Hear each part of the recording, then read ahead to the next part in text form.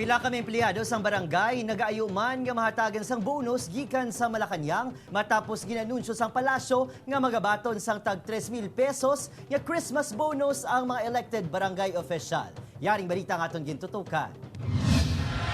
Pulo na katuig nga nagaserbisyo bilang staff sang barangay Tangob si Merly. Ang iya ginapanghakroy, ang bonus gikan sa Malacañang ang limitado lang sa mga elected official. Ang pamangkot, paano na yakuno maging merry ang ila Christmas kung wala sila sang kwarta? Mayara, ti mas maayo eh. Pero kung hindi para sa amon, ti okay lang.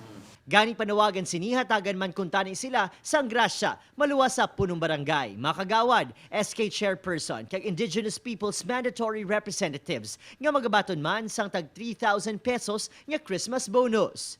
Tani kumatagaan kami, biskan 1.5 lang, okay naman na. Deserving man mga barangay workers at the same time kay nga simpre kaserbisyo man kami diri sa barangay. Ginakabig naman sa pila ka mga barangay official nga regalo ang pagpalawig sa ilang termino matapos sa ginpostpone ang barangay kag SK elections. So kung may another 3,000, so okay, salamat yapon. Samtang nakasugtan sa barangay nga ang sobrang nga budget, ipaina lang para makabaton ang masobra 400 nga mga workforce sang tag 2,000 pesos nga bonus. Plano ko pakiter, pakanon ko nga akong mga workers, and then may ara ko yung gamay nga cash nga hatag sila. Samtang magabato naman sa kapin 10,000 pesos in salary incentive ang mga government employees subong nga tuig maluwas pa sa ila Christmas bonus. Upod si Reynald Castillo, Adrian Prietos.